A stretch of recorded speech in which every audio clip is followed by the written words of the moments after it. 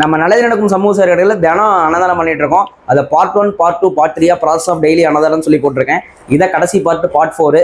இதோட நம்ம இந்த சீரீஸை முடிக்கிறோம். இந்த ப்ராசஸ் ஆஃப் டெய்லி அன்னதானம் பார்ட் 4ல் என்ன சொல்ல போறோம்னா, எப்படி இப்போ கண்டினியூஸாக உங்களால் கொடுக்க முடியுது அப்படின்னு சொல்லி எல்லாத்துக்கும் ஒரு கேள்வி இருக்கும். கிட்டத்தட்ட நம்ம அந்த பார்ட் 3ல் ஒரு 100 நாள் வரையும் சொல்லியிருப்போம். ஒரு 100 நாள் 200 நாளுக்கு அப்புறம் எனக்கு ஸ்பான்சர் வர ஆரம்பிச்சிட்டாங்க. ஸ்பான்சர் வர ஆரம்பிச்சோனையுமே இப்போ சாப்பாடு எந்த கடையில் வாங்குறோமோ அந்த கடை நம்ம காமிச்சிடுவோம். யார் பர்த்டே யாரோ ஒருத்தவங்கன்னா எந்த கடையில் நான் வாங்குறோமோ யார்ட்டையுமே நான் பேமெண்ட் கையில் வாங்க மாட்டேன். எந்த கடையில் சாப்பாடு வாங்குறோமோ அந்த கடையில் போய் சாப்பாடு கொடுத்துருங்க, காசு கொடுத்துருங்க, சாப்பாடு வாங்கிடுங்க. எங்கே கொடுக்கணும்னு சொல்லி நான் வருவேன். இல்லைன்னா என் பசங்க யாராவது வருவாங்க, இல்லை நம்ம நண்பர்கள் யாராவது வருவாங்க, அவங்க காட்டுறோம் அந்த இடத்துல கொடுத்துருங்க, நாங்கள் வீடியோ எடுத்து போட்டுருவோம். அப்படின்னு தான் அந்த ப்ராசஸ் தான் போயிட்டு இருக்கு. இப்போ ஒரு கருவியாக தான் செயல்படுறோம். யார்ட்டையுமே எதுக்குமே நம்ம டைரெக்டாக பணமே வாங்க மாட்டோம்.